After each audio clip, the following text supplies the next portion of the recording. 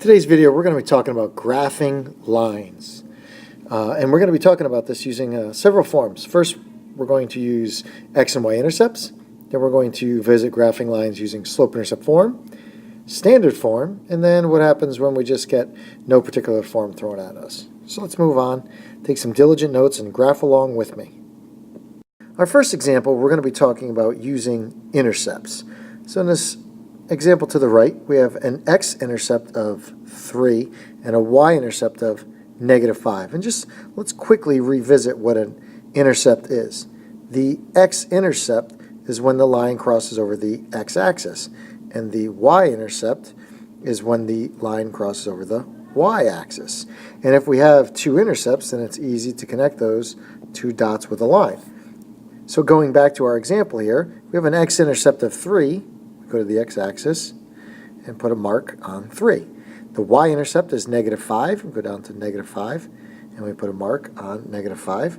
And then we're just going to connect those two with a straight line. Put some arrows to denote that each side goes on forever, and that's about it. Press pause if you need to catch up with me. I know I said that pretty quickly. Next problem, we have an x-intercept of 1, right, otherwise known as the coordinate at 1, 0, and our y-intercept at 4, otherwise known as 0, 4. So again, we're going to put points at those points. X-intercept of 1, y-intercept of 4, and of course a line is defined by 2 points. We connect those 2 points, put arrows on the ends to define that the line goes on forever in each direction, and that's it. We have sketched the graph of each line. In this particular case, of course, there was only one line. Before we move on too fast, though, we want to make sure that we have this special case reminder. So if you see an equation where it says y equals c, where c is some sort of constant number, right? It's a horizontal line at that value of c. So for example, y equals -3, you go to -3, and it's a horizontal line at -3. Then for x equals c, that's a vertical line at the value of c. So for example, x equals -3, you would go to the x value of -3 and draw a vertical line. Again, these are special cases. Either y equals a number or x equals a number. All right, let's move along. The next form we're going to take a look at is slope-intercept form. Slope-intercept form is written in the form y equals mx plus b, where b is our y-intercept and m is our slope, where, remember, slope is defined as change in y's, or change in rise, or change in run, which is change in x. In the example that we have over here, our y-intercept, or our b, has a value of -4, and our slope has a value of 2/5. So we know that our y-intercept is -4, and we know that that's a point on the line, so we go there. And then I know that my slope will guarantee me hopping from one point on a line to another point on the line. So I'm going to go up 2 points, because it's positive, so I'm going to go up 2 and to the right 5, and then I'm going to make another point there. And now I'm going to connect those 2 points with a line. And I take a look at my original equation here, and my original slope was a positive slope. So I know that as I move from left to right, my line goes up, and as we move from left to right on the line that we drew, our line goes up. So this seems like a pretty solid venture to me. Let's move on. Again, looking at this in terms of y equals mx plus b, I would like to evaluate my y-intercept first.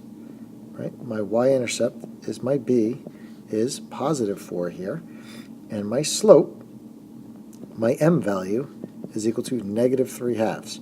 So I know that as I move from left to right, my line is going to go down. I'm going to go down 3 and right 2 from any given point. So I start with my y-intercept of +4, and then I count down 1, 2, 3 down, 2 to the right, and I land right here, make a dot, and I'm going to connect those 2 points with a straight line, arrows on each side to denote that the line goes on forever, and that's my line. And just double checking as I move from left to right on this line, am I going down? Yes, that matches the concept of a negative slope here. Great, let's keep going. Now what we have here is standard form. And standard form is defined as ax plus by equals c. And so what can we do in standard form? You can either arithmetically figure out your intercepts, or let's convert this. So I would recommend to convert to slope-intercept form. How do we do this? One step at a time. 3x plus 4y equals 8. And we want to make this eventually look like y equals mx plus b. So we want to solve in terms of y.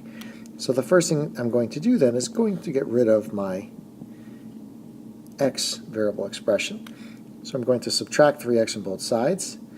On the left side, that cancels out to a 0. The 4y drops down. And what I have left is 4y equals 8 minus 3x. Now I want to get y by itself, so I'm going to divide by 4, and divide by 4. All terms divided by 4. And I get y is equal to 2 minus 3/4 x. Now, that's not exactly in the form that I had written here, but it's good enough. I know that 2 is my b, and negative 3/4 is my m, right? 2 is my y-intercept, and negative 3/4 is my slope. So I'm going to come over to the graph, and I'm going to plot my y-intercept at 2, and then using my slope here, I'm going to go down 3, and to the right 4, and connect those 2 points using a straight line with arrows, and we seem to be pretty solid. There we go. That's how you go from standard form to slope-intercept form in order to graph the line. All right, let's try this again. We're going to start with ax plus by equals c, and eventually end up with something that looks like y equals mx plus b, and it's okay if it looks like y equals b plus mx, as long as we know who's who. Remember, the slope is the coefficient of the x term. All right, so moving right along, we have 6x plus 5y equals 15. Again, we want to solve in terms of y, so we're going to subtract 6x. If the x happened to be negative at first, I would have added 6x to both sides. So we're going to subtract 6x. And notice I just rewrote it away from underneath the 15 because I'm not subtracting it from 15. So just wanted to align my terms up nicely. This cancels out, and we're going to be left with 5y equals 15 minus 6x. Then we're going to divide by 5 to isolate y, or get y by itself. That cancels out to become 1y equals 3 minus 6/5 x. And this is the one time where it doesn't bother me to see a fraction. I can also just rewrite this as negative 6/5 x plus 3, keeping in mind that 3 was positive, and it still is, and the 6/5 was negative, and it still is. Either way, here's my y-intercept, here's my slope. Pop over to the graph. Positive 3 is my y-intercept. Down 6, so that's 1, 2, 3, 4, 5, 6, and to the right 5. Connect our dots, and shazam, we're done. Okay, a couple more examples, we're almost there. If it's in no particular form, then why not get it into slope-intercept form? Okay, and what do we want to do? We want to solve in terms of y. So our problem here starts off with negative x plus 4 equals negative 4y. So all we really got to do is divide by negative 4 across all the terms, and then carefully evaluate what's going on. We have a negative over a negative right here, so that's positive 1x over 4, or 1/4 x, minus 1, that's a positive over a negative, equals positive 1y. Or to re-express it in a different fashion, put the y on the left side, equals 1/4 x minus 1. Our minus 1 was there, the 1/4 x was there, the y is over here, and now we see that this is our y-intercept, and this is our slope, down to -1, up 1, right 4, connect the dots, drop in some arrows, voila. One more of these and we're out of here. Okay, our last one. We want to try to get this looking like y equals mx plus b, so let's see what happens. We'll start at the start. X minus 1/2 y equals 0. We're going to subtract x from both sides. And the x cancels itself out. We're left with -1/2 y equals 0 minus x, or just -1/2 y equals -x. Now we need to get rid of this -1/2, so we're going to divide both sides by -1/2, and when we divide a fraction by a fraction, it is the same as multiplying by the reciprocal. And then we have a negative, so this is a little bit complicated. So first things first, a negative times a negative is a positive, and 2 over 1 times 1 over 2 is just a positive 1. Then, on our right side, the negative times a negative is a positive, and 2 times x is just simply 2x, plus 0. So our b is equal to 0, technically, right?